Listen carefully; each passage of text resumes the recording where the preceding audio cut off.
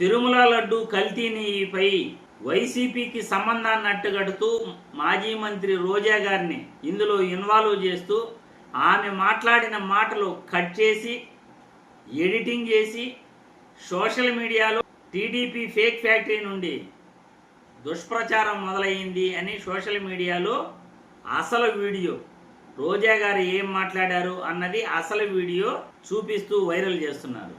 ఒక్కసారి ఈ వీడియో చూసిన తర్వాత మళ్ళీ మనం అనాలిసిస్ చేసుకుందాం. ప్రజలకు నిజాలు తెలియజేసే ప్రయత్నం చేస్తున్నాం.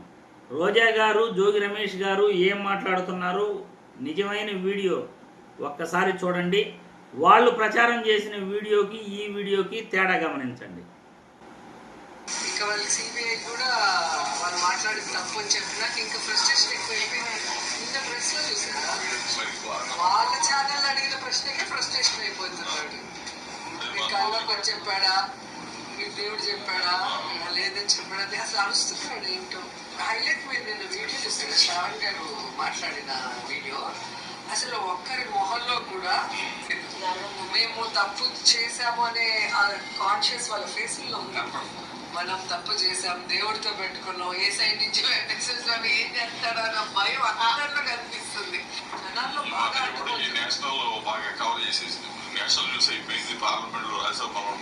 జనాల్లో బాగా అర్థమైంది.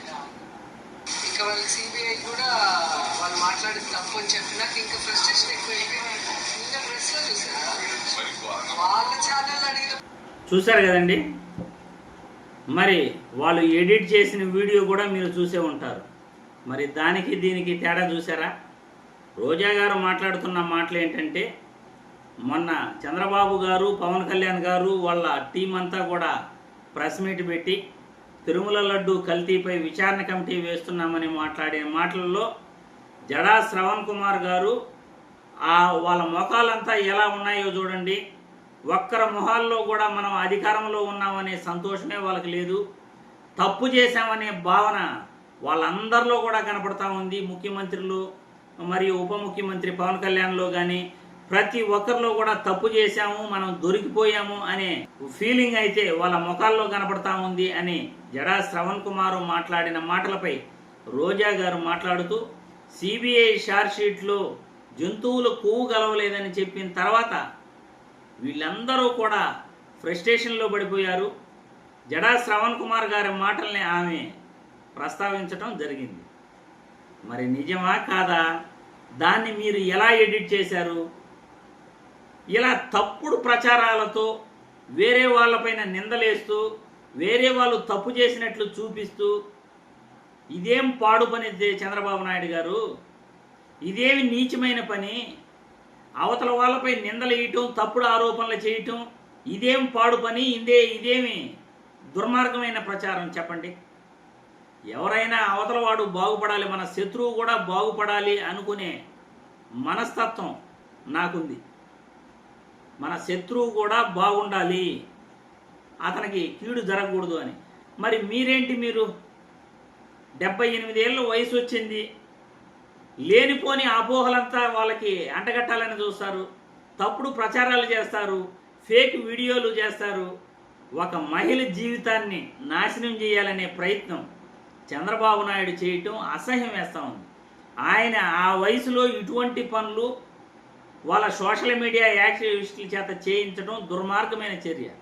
ఎందుకంటే నిన్న ఒక వీడియోలో కూడా నేను చెప్పడం జరిగింది, సోషల్ మీడియాలో వైరల్ అవుతుంది ఏంటంటే 200 యూట్యూబ్ ఛానల్స్, సోషల్ మీడియాలో 200 ఛానల్స్ నుండి తిరుమల లడ్డు కల్తీపై ఆయన విష ప్రచారం చేయించడానికి 500 కోట్లు ఖర్చు పెడుతున్నాడట చంద్రబాబు నాయుడు గారు. 500 కోట్లు ఖర్చు పెట్టి ఇలా విష ప్రచారం చేస్తున్నాడట. ఎంత దుర్మార్గమైన చర్య చూడండి. ఇప్పుడు రోజా గారి వీడియోనే కట్ చేసి ఫేక్ వీడియో రిలీజ్ చేసి దుర్మార్గమైన ప్రచారం వాళ్ళ సోషల్ మీడియా వాళ్ళందరూ కూడా చేస్తున్నారంటే ఎంత దిగజారిపోయారో టీడీపీ పార్టీ వాళ్ళ సోషల్ మీడియా మీరే అర్థం చేసుకోవచ్చు. ఇలా ఫేక్ ప్రచారాలు చేసేవాళ్ళు, తప్పుడు ప్రచారాలు చేసేవాళ్ళు, మహిళల జీవితాలతో ఆటలాడుకునే వాళ్ళు తిరుమల లడ్డు కల్తీ గురించి మీరు మాట్లాడితే ప్రజలు నమ్మాలా అని నేను ఈ వీడియో ద్వారా ప్రశ్నిస్తున్నాను. ప్రజలు మీ అభిప్రాయాలని కామెంట్ల రూపంలో తెలియజేయాల్సిందిగా కోరుతున్నాను.